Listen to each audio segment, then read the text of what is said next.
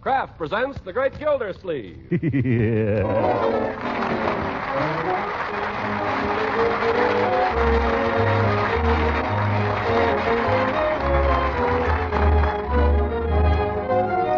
Kraft Cheese Company will also bring you Bing Crosby every Thursday night. Present each week at this time, Harold Perry as The Great Gildersleeve, written by John Wheaton and Sam Moore.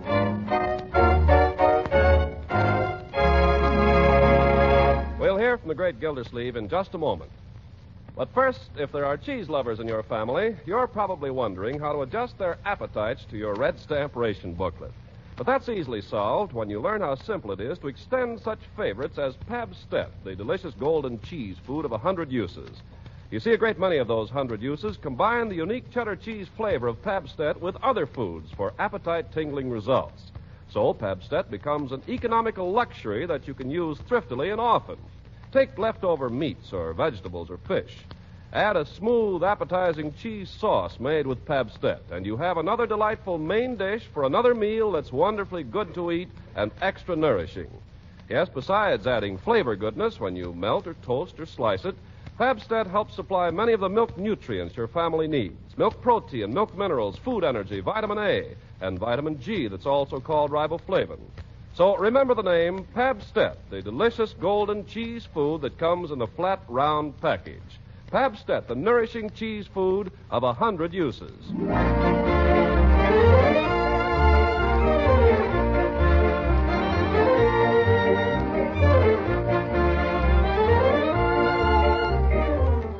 Now on to Summerfield and the great Gildersleeve. It's spring in Summerfield. Lovely, lovely spring. You can feel it in the first warm rays of the sun slanting across the backyard. You can hear it in the excitement of the birds twittering in the maples and the lazy clop-clop of the milkman's horse coming up the street. You can see it everywhere. Spring does something to people, and spring has done something to Throckmorton P. Gildersleeve. For early in the morning, hours before he's due at the office, even before Bertie is astir in the kitchen, Summerfield's foremost slug-a-bed is up and dressed and out of doors. He stands now on the back stoop, barefoot, with a shoe in each hand, and dabbles a toe in the dewy grass. It's cold. Well, anyway, here goes. It tickles. Why, Uncle Mort! Oh, good morning, Marjorie. You startled me. I thought I was alone. What are you doing up so early? Well, it was such a fine morning. And what in the world are you doing with your shoes off? Oh, those. Well, I suppose it's silly, my dear, but I've always had a sneaking desire to go barefoot in the dew. You know, so have I. How is it? Cold. Don't try it.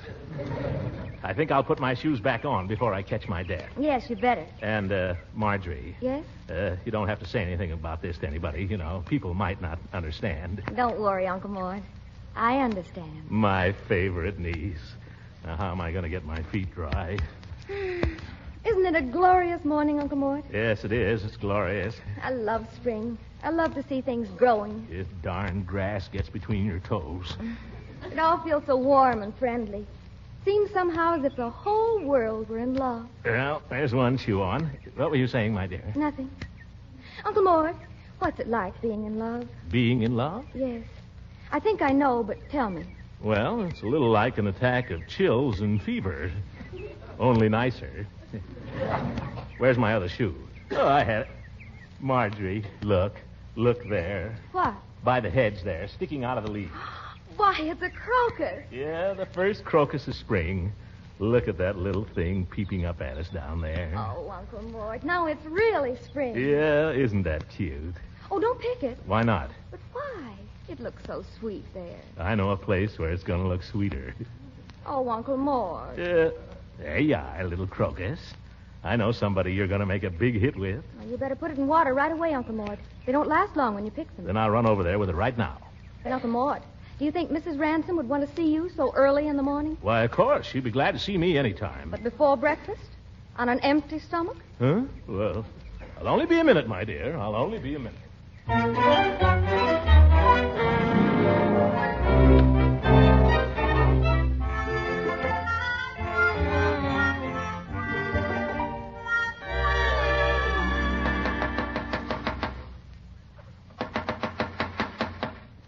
That's funny. She must be here. Here comes my beautiful angel. Hello, Leela. Throckmorton, what on earth are you doing here at this hour in the morning? I've got something for you. Guess what? Oh, this is no time for guessing games, Throckmorton. You woke me up. But, Leela, it's 7 o'clock and it's spring. Spring? Yes. Doesn't spring mean anything to you? Not at this hour in the morning. Please go home, Throckmorton. Oh, look what I brought you, Leela. The first crocus. Isn't it pretty? Yes, it's very pretty. Yeah. Let me put it in your hair. No, Throckmorton, and take your foot out of the door. Why, Leela. Just one little springtime good morning kiss? No, Throckmorton, you may not kiss me. What? No. In the first place, it's too early, and in the second place, you haven't shaved. Now, please take your foot from my door. But, Leela, after all, we're engaged to be married. Oh, we are we? Well, sir, I'm not even sure of that. Good morning. Women.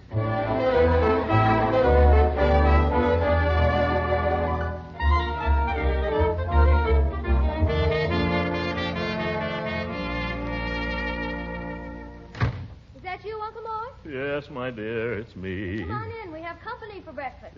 Company? Oh, so it's you, hooker. Yes. Old goat, what are you laughing at? You look so darn silly with that crocus in your hand. Crocus? Oh, yes, I just picked it out in the garden. That's funny.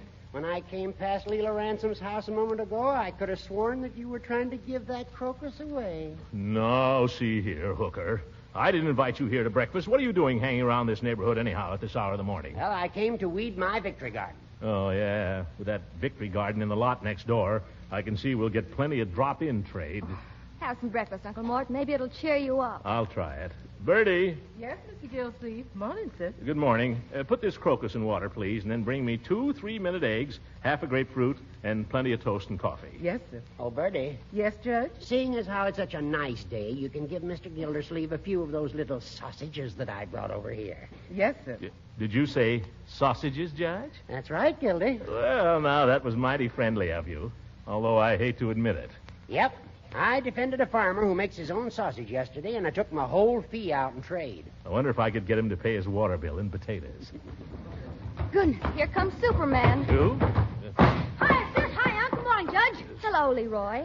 Morning, Leroy. Leroy, stick in your shirt tail. Oh, it was okay when I started downstairs. Here's your orange juice, Mr. Gillsleeve. Thank you, Bertie. Oh, Leroy, Good morning, Bertie. don't soft soap me. Was you in my cake box last night? I know, Bertie. Now, Leroy? No, honest, I wasn't. Oh, Leroy, nobody's going to hang you. Why don't you own up? Oh, because I never touched the darn cake. Wait a minute. What is all this? It's a case of the people versus Leroy, Throckmorton. The charge is larceny of a piece of cake. Oh, cake? Oh. Bertie, it's just possible I took a piece of cake last night.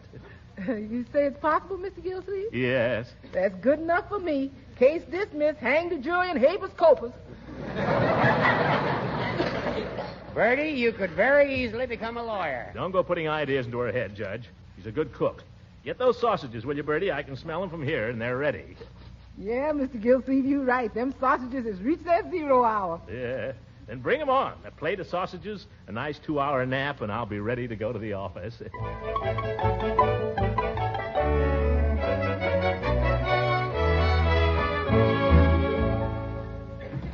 What's that, Bobby? Oh, you can't talk to me like that, you fresh boy, or I'll just hate you. Oh, goodbye, honey. Good morning, Mr. Gildersleeve. Good morning. Good morning. Bessie. Thank you.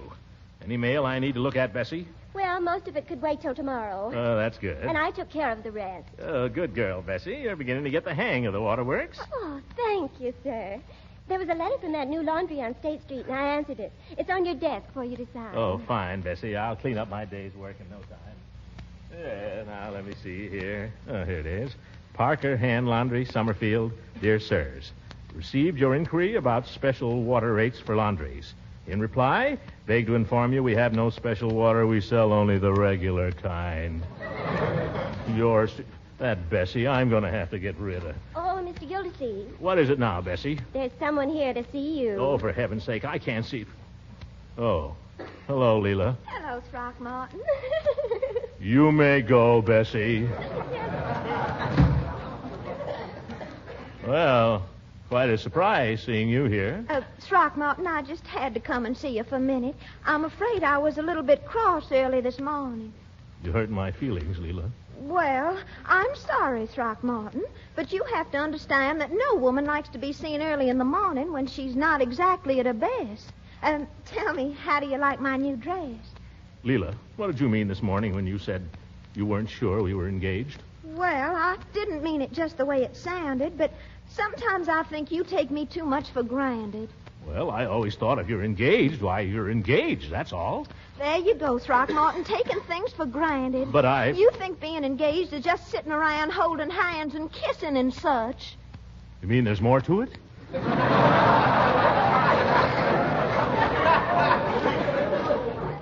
Of course there is. Our engagement should be a preparation for our life together.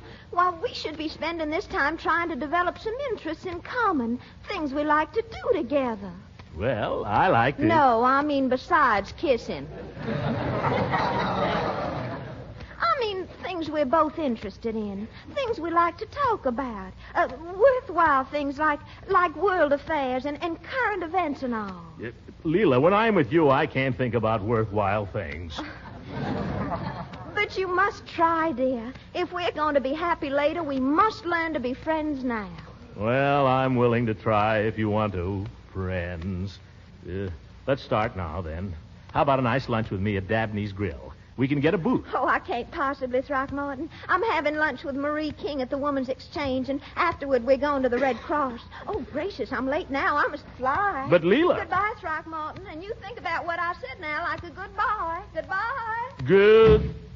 women. If there were no such a thing as women, this world would be a lot better place. Yeah, but who'd want to live in it? I'm going to lunch.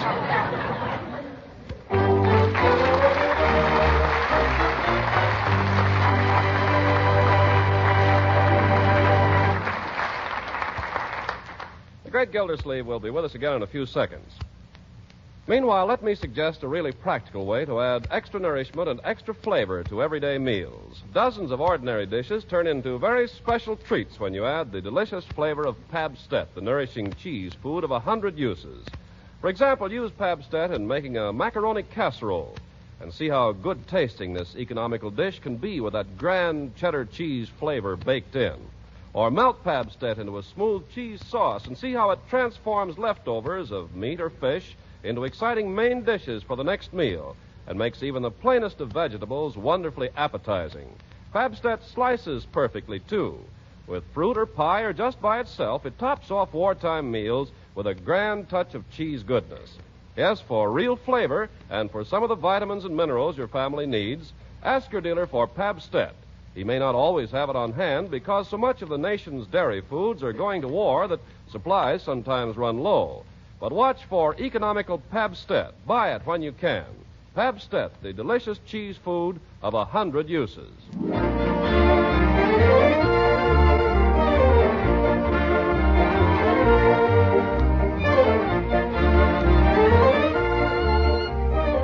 Well, time mooches on. 2 hours have passed while Gildersleeve, alone in Dabney's Grill, lingered over lunch, glaring at the women around him and muttering into his salad. And now, reluctant to get back to work, he's thought up an excuse to go out to the reservoir and confer with the superintendent. I hardly need to tell you that on a spring day, there isn't a pleasanter place in Summerfield than the reservoir. Cooler here. Charlie! Uncle Charlie! Might be in the pumping station. Charlie! Charlie Anderson! Not here. Well, it's a nice day. I'll just lie down here in the shade till he turns up. Spring. Spring, spring, you lovely thing. Bees and birds are on the wing. Listen to the way they sing. Ting-a-ling-a-ling-a-ling. Well, not bad. No, Mr. Gildersleeve, that's pretty good. Yeah. Peavy, where did you come from? I didn't hear you. Well, I learned to walk Indian fashion as a boy. See, one foot in front of the other. Huh? If I had moccasins on, you couldn't hear me at all. What are you doing out here, Peavy? Well, Gildersleeve, I could ask you the same question. Me? I'm out here on business. Oh, I see. Yes, I'm waiting for the superintendent here, Charlie Anderson. Well, in that case, I'll sit down and help you wait. Who's tending the drugstore while you're out here, Peavy?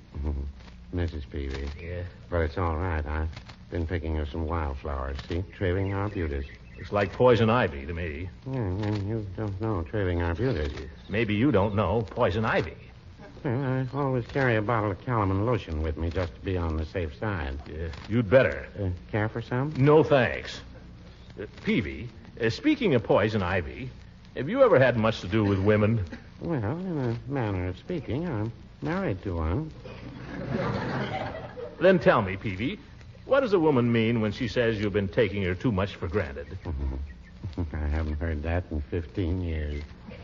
Well, what does it mean? Well, it usually means that she's been reading a book. Oh. I'll never forget the year that Mrs. Peavy subscribed to the Ladies' Home Companion.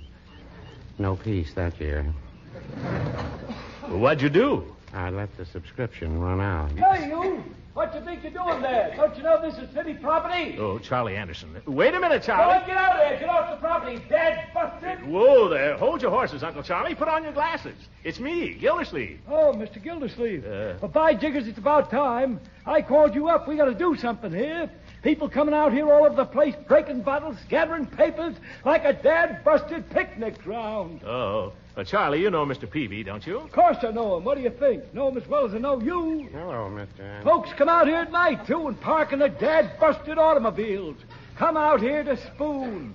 What are we running here, a waterworks or a dad-busted petting parlor? Well, Charlie, you have to remember... Holy Toledo. You have to remember this is public property, and after all, boys will be boys. Well, I don't mind the boys. It's the women. They come out here in their slacks and they're worse than the men. Well, I wouldn't say that. They come out here and what'd you say? He said he wouldn't say that. Well, what would he say? You'll have to ask him. Would you care to enlarge on that thought, Peavy? Well, my experience with the fair sex has been that they take a little understanding. I'll say. Now, Mr. Gildersleeve here has a problem. I don't know what your problem is, Commissioner, but I'll tell you the answer. Have nothing to do with women, Dad. Bust them.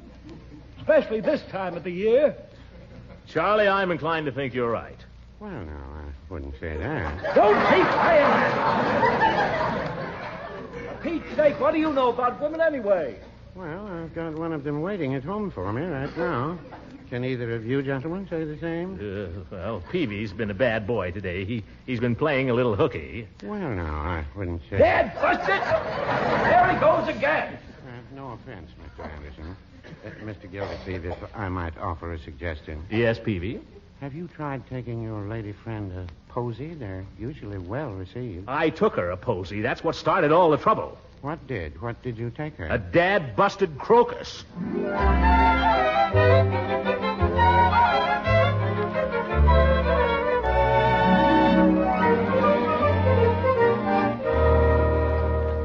Mr. Gildersleeve, is it all right if I clear away the dishes now? Yes, we're finished, Bertie. And that was a fine dinner. Well, it should have been, Mr. Gildersleeve. It was pretty expensive. Oh, really, Bertie? What did it cost? 18 red points, 16 blue points, $2 in cash, and a coffee stamp. Well, Leroy, go get me a cigar, will you, in the den. Okay, Unc. And stick your shirt tail in. Is that out again? Well, Marjorie, I suppose Ben will be coming over this evening. How did you guess? We going over to Mrs. Ransom's? Well, I don't know, my dear. I'm not sure I want to. Why, what's wrong? Oh, nothing, really. I told you this morning not to go rushing over there at the crack of dawn. Well, she wants me to talk about foreign affairs or something. I don't know what she wants. Worthwhile conversation and all that kind of stuff. Well, why don't you do it? Me talk about foreign affairs? Well, you wouldn't have to talk about them very long. Huh? I don't understand. You will. You just try it. Take a cigar, Unc. I bit the end off for you. Oh, well, perhaps you'll be good enough to smoke it for me. Yeah, sure. You got a light? Yep. I'm fooling. Give it to me. Hey, Unc, have you got a minute? What do you mean, have I got a minute? Well, I'd like to discuss something with you. All right, my boy, let's discuss it. Privately, like to discuss it with you alone. What's this all about? I don't know. Will you excuse us, my dear? Just step into the den here, Leroy. Thanks, Unc. Now, what's on your mind, young man?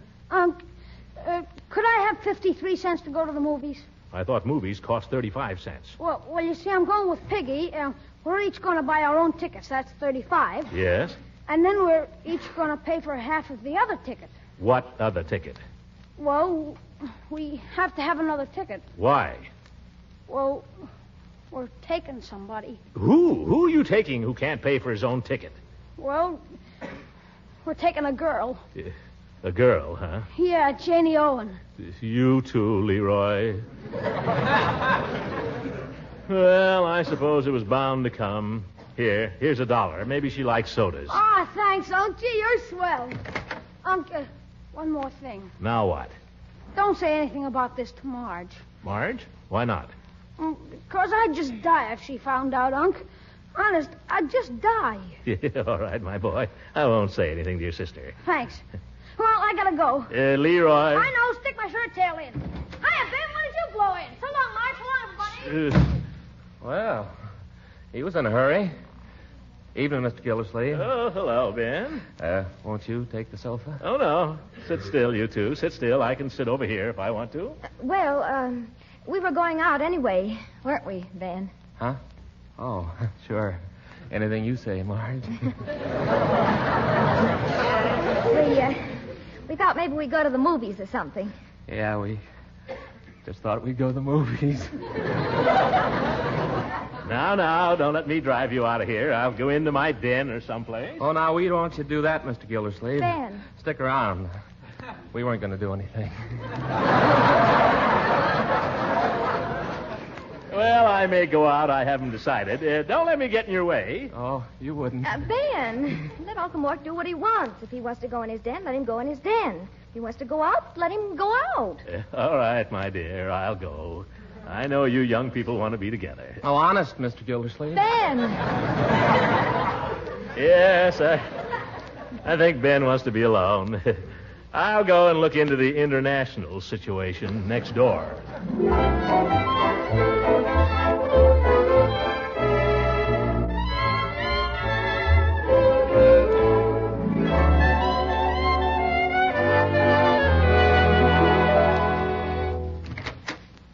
Hello, Leela. Oh, hello, Throckmorton. I was hoping you might come over. You were? Yes. Come into the parlor, won't you? All right.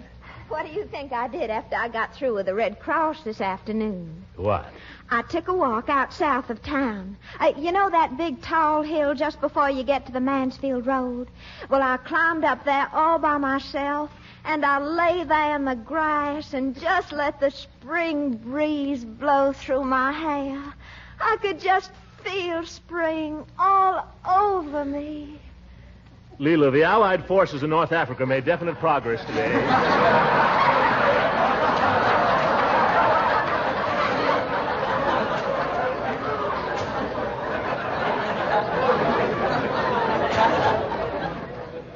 Oh, really, honey? Yes.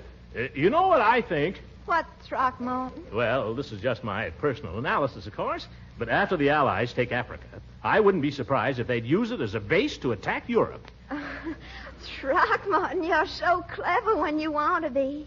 Now, I just would never think of anything like that, but of course you men are all so military. Yeah. Leela, I'm thinking of joining the Book of the Month Club. I imagine it'll be very worthwhile. Oh, I'm sure it will. All my cousins used to belong back home, and they just loved it. I used to wish I had the time to read all those books. They come pretty often, you know. Every month? Sit down here beside me, honey. All right. Did you hear the symphony concert on the radio this evening? Oh, I missed it. What did they play? Something by Beethoven. You know, Ludwig Beethoven, the well-known composer. Oh, yes. I just adore his symphonies, especially the Moonlight Sonata. I thought that was a piano piece. Oh, well, it's been arranged for the piano. Would you like me to play it for you? Oh, you know I love to hear you play, Leela. Strange I should think of the Moonlight Sonata when there's such a lovely moon outside, isn't it? Yeah, huh? Yeah. You're sure you want me to play? Oh, please play. Yeah. Beethoven was certainly a fine composer. Wasn't he, though? Very classical. What does moonlight make you think of, Throckmorton? Lots of things. Throckmorton, do you like this song?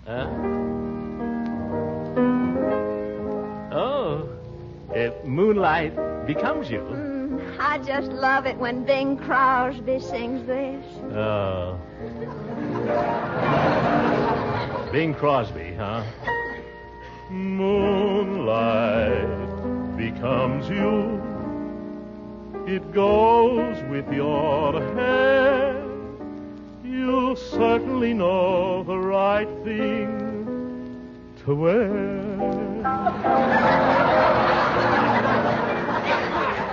Moonlight becomes you.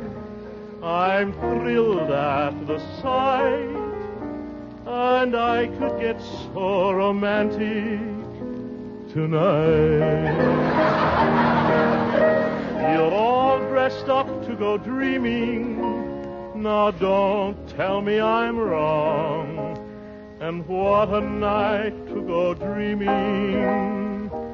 Mind if I tag along? If I say I love you, I want you to know it's not just because there's moonlight, although moonlight becomes you so. Leela. What is it, Throckmorton? Leela, come out into the garden. What for, Throckmorton? I want to tell you about the Rummel plan.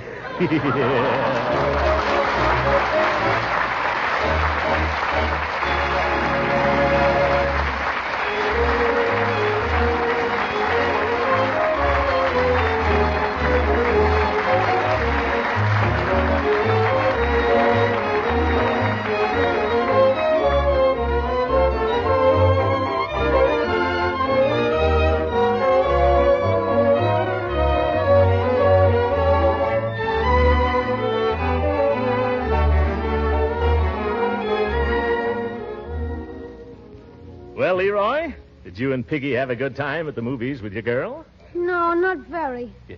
What's the matter? Wasn't the picture any good? Nah, just a lot of mushy stuff. Besides, after 2 hours, I found I'd been holding hands with Piggy. Yeah. Good night, everybody. Good night.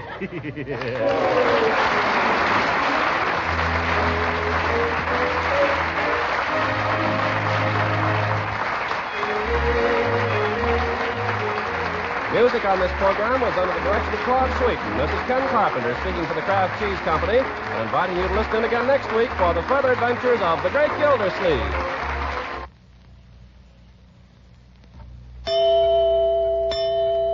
These days, the old saying, a penny saved is a penny earned, has a running mate. A point saved is a point earned.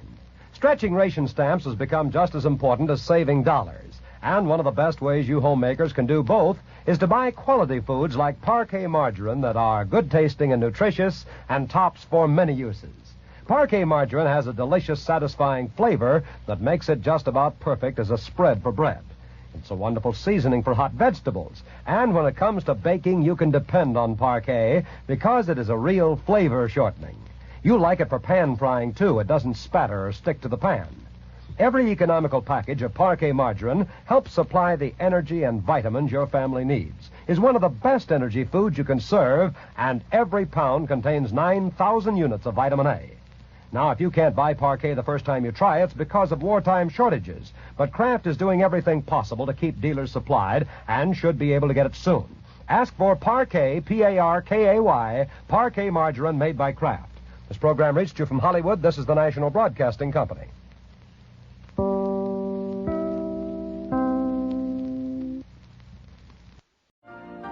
You've been listening to the OTR Gold Network. Find more classic radio at otrgold.com.